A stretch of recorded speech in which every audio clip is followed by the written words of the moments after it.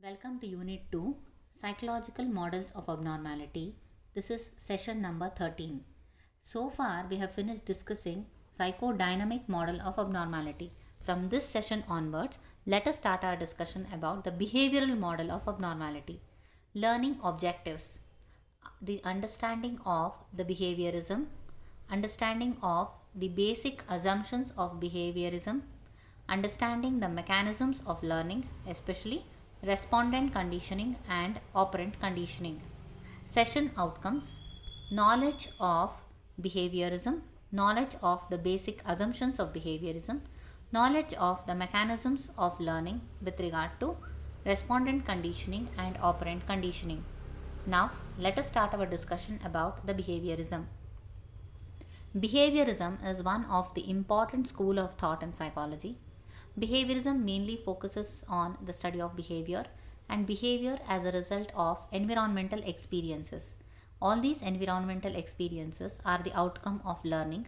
Learning is the sum total of all our life experiences. Behavioral model mainly makes use of the experimental analysis as an important method of study in psychology. Next slide. Here we are going to discuss about some of the important and basic assumptions of the behaviorism. The first important and the crucial assumption of behaviorism is that psychology is the study of behavior. Behavior is the outcome of learning, and learning here may be influenced by both internal as well as external factors. Second important assumption is with regard to the methodology. Behaviorists rather make use of the experimental method, mainly because according to them any method of study, if it has to be scientific, then the results must be measurable, observable, and also there must be control over the cause effect relationship.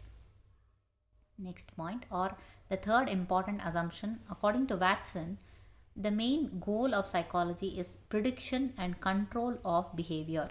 Next slide. Prediction of control and control of behavior is very much possible when the study is conducted in a highly controlled laboratory setting. The fourth and the final assumption of behaviorism is that the real cause for any given behavior lies outside the individual and not within. And the purpose here is to identify that real cause of behavior or the real external cause of behavior. Next. Now let us move on to the mechanisms of learning. I have already told that learning according to behaviorists is the main thing in determining the behavior. All kinds of behavior are learned. It could be normal or abnormal. And when they talk about learning, they talk about respondent conditioning and operant conditioning. Now first let us focus on respondent conditioning. Unconditioned conditioned stimulus is a stimulus that evokes a response naturally by virtue of its nature. For example, salivating at the sight of the food. Next one. See, whenever we talk of the unconditioned response and an unconditional stimulus, both of them are very much natural. When we pair an unconditioned stimulus with a neutral stimulus, and this pairing is presented quite a number of times, then the CS or the conditioned stimulus acquires the product properties of the unconditioned stimulus, and it also evokes a conditioned response which is similar to the unconditioned response. This kind of learning is called as respondent conditioning, and it is also called as classical conditioning. In the next slide, let us try to understand the experiment, the classic study that was conducted by Ivan Pavlov. Ivan Pavlov conducted a study on a dog, and a dog was presented with a food, but whenever he presented the food, before that he presented a tone, or in other words a sound of bell. Immediately after the presentation of the sound or the tone, food was given to the dog. Initially the dog would salivate only at the sight of the food.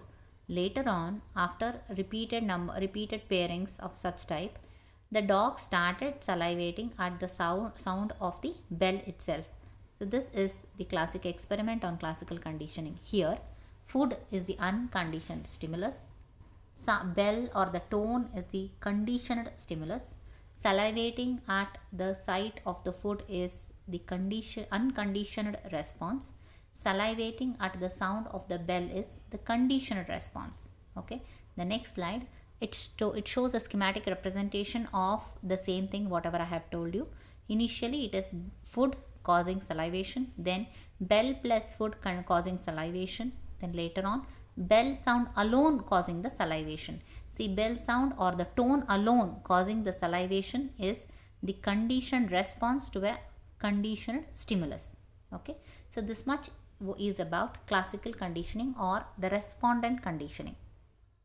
Next slide, operant conditioning. It is also called as instrumental conditioning. Here it is important to understand that any behavior or the occurrence, the likelihood or the probability of any given behavior depends on its virtual outcomes or consequences. If there is a desirable consequences, then the likelihood of that particular behavior is increased. If the consequences or outcome is undesirable, then the individual or the organism will not engage in that particular behavior. Next slide. Here, the individual learns to relate the action and its outcome or consequences. We form an association between the action and consequences. This is called as contingency. Based on our action, we can predict the consequences. Another important concept given by Skinner is the concept of reinforcement. Reinforcement is something that strengthens the occurrence of a particular behavior. It will increase the likelihood of the occurrence of a particular behavior. Next slide. Skinner has given two important kinds of reinforcers. One is the primary reinforcer and the other one is the secondary reinforcer.